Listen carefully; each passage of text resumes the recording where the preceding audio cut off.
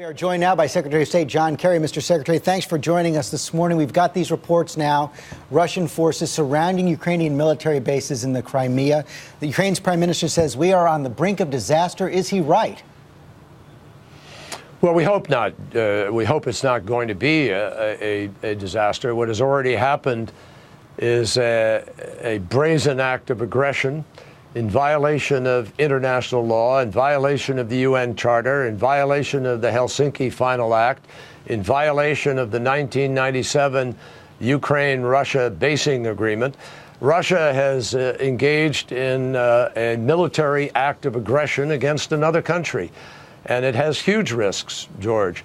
It's a 19th century act in the 21st century that really puts at question Russia's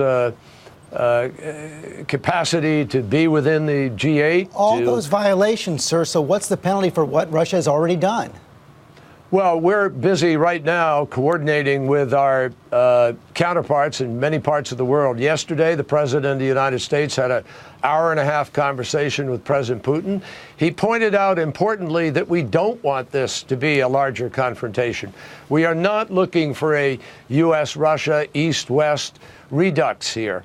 What we want is for Russia to work with us, with Ukraine. If they have legitimate concerns, George, about Russian-speaking people in Ukraine, there are plenty of ways to deal with that without invading the country.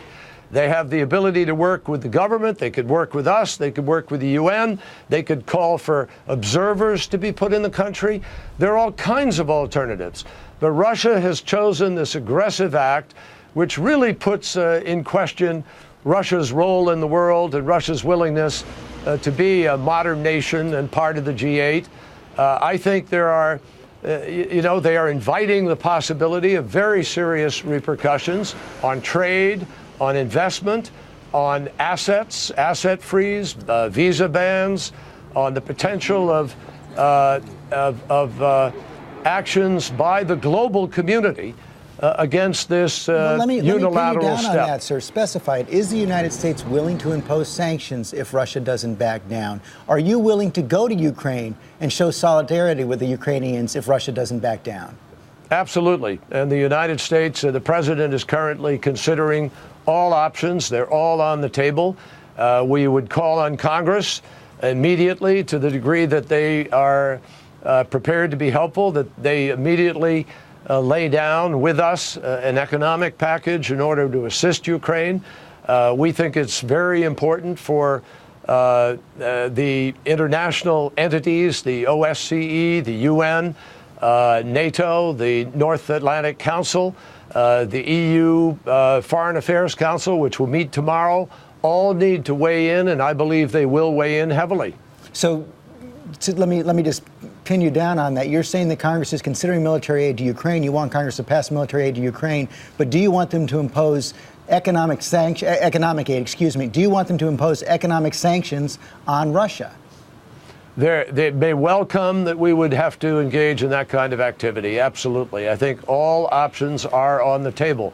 There's no question but that Russia needs to understand this is serious. And we and the other friends and allies engaged in this are all deadly serious about this. You cannot behave this way in the 21st century and sit around the table of the normal entities and pretend that life is as usual. It is not going to be as usual, but we believe there is an alternative. We call on Russia to engage with the government of Ukraine. We're prepared to work very closely with Russia in order to address whatever legitimate concerns may exist. We believe there are many alternatives before you get to an invasion, and none of those have been tried at this point in time. But the invasion's already happened, sir, hasn't it? The invasion of Crimea has already happened. That's absolutely accurate. And we believe that President Putin should make the decision to roll it back. And we will continue to press for that, as well as for his legitimate engagement with the current government of Ukraine in order to avoid further increase in the tension and the crisis. Sir, are there any military options on the table? During the crisis with Georgia, President Bush moved military warships to the region, sent humanitarian aid on a military aircraft. Is the U.S. prepared to do that now? Anything more?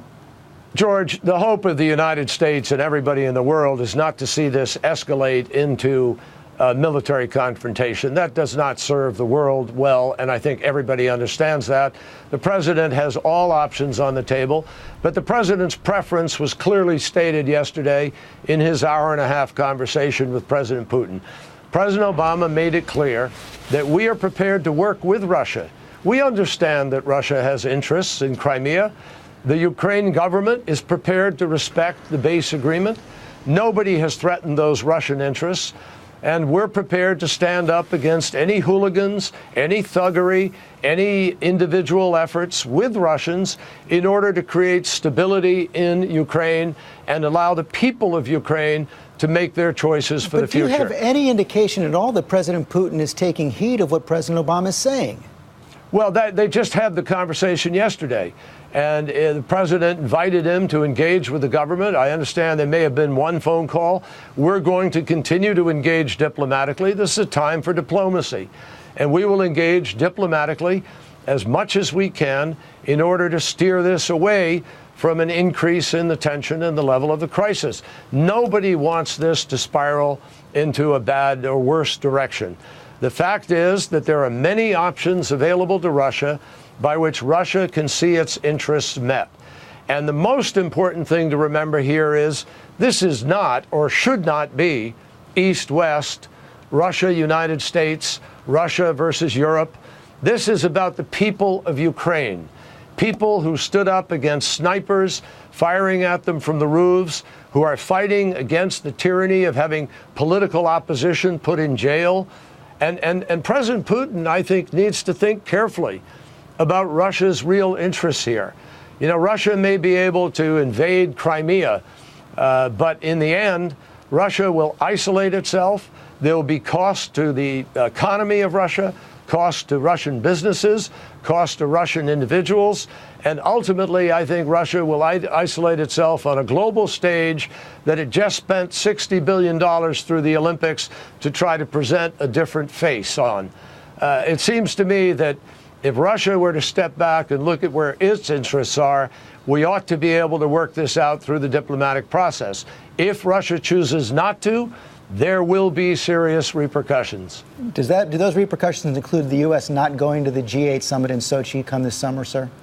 It's a distinct possibility. We would hope, rather, that Russia will choose to engage with us, to work with the government of Ukraine, choose a different direction. Russia has cooperated with us on the START treaty, on Afghanistan, on Iran.